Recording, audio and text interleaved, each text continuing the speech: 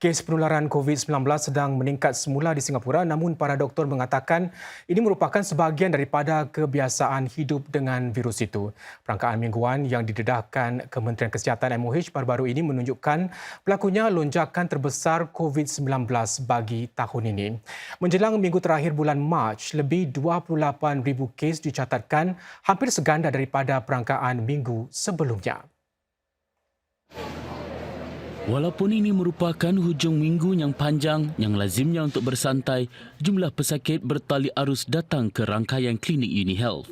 Klinik ini mengendalikan 15 hingga 20 kes COVID-19 sehari, naik hampir 2 kali ganda dalam tempoh sebulan. Bagi memenuhi peningkatan itu, UniHealth memesan lebih banyak ubat-ubatan termasuk yang menyasarkan COVID-19. Kini dengan lebih ramai orang menjalani rutin seharian seperti biasa, klinik-klinik menjangkakan jumlah kes akan terus meningkat sebelum kembali stabil.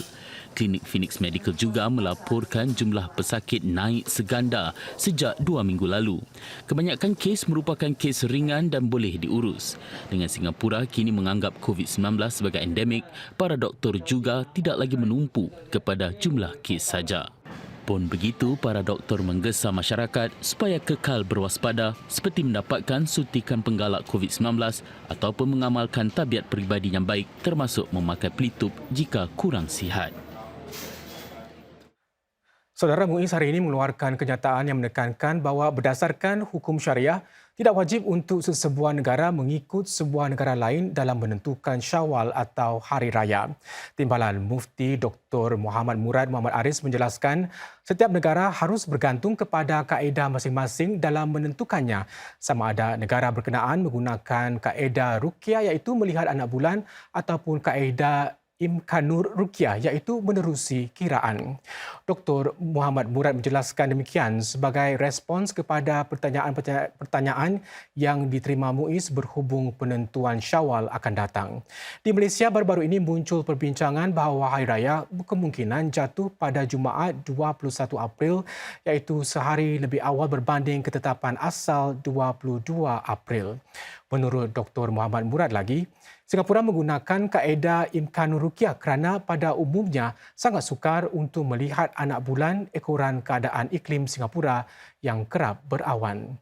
Kaedah Imkanur Ruqyah Singapura, kata beliau, didasarkan kepada lebih 700 titik data penampakan anak bulan dari seluruh dunia.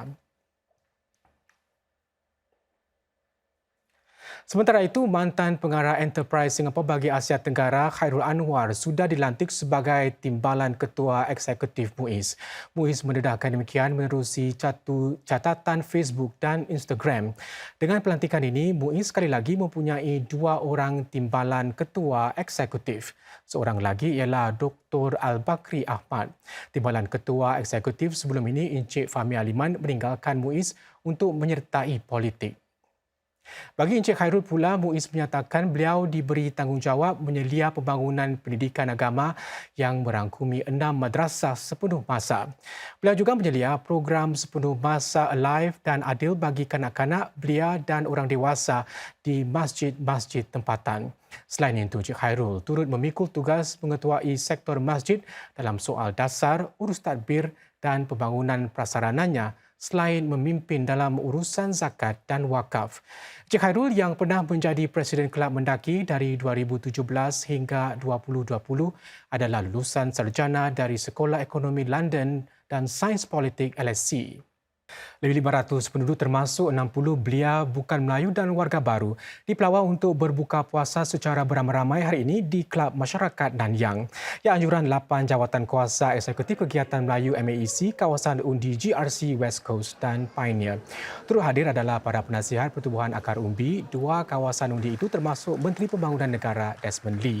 Acara ini memberi penduduk daripada semua lapisan usia, kaum dan latar belakang peluang untuk mempelajari dan meningkatkan pemahaman mereka tentang budaya masyarakat Melayu Islam, bulan Ramadan dan amalan berbuka puasa. Dalam ucapannya, Encik Lee mengingatkan bahawa usaha memupuk kepercayaan bersama dalam masyarakat yang pelbagai memerlukan persefahaman yang kukuh. Kira-kira 9,000 keluarga berpendapatan rendah di merata Singapura akan menerima barangan makanan yang lebih sihat dalam bulan Ramadan ini. Ia adalah sebahagian daripada usaha HPB untuk menggalakkan keluarga-keluarga itu sentiasa memilih makanan lebih sihat.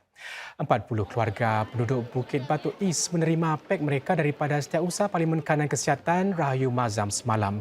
Setiap pek antara lain mengandungi biskut, kacang dan air kotak dengan simbol pilihan lebih sihat. Dalam menjayakan usaha itu, HPB telah bekerjasama dengan 57 rakan masyarakat. Lebih 3,400 keluarga berpendapatan rendah di 20 lokasi sudah menerima pek tersebut sejak ia diagihkan mulai 25 Mac. Kami ingin menggalakkan mereka membuat pilihan yang lebih sihat dalam pemakanan mereka.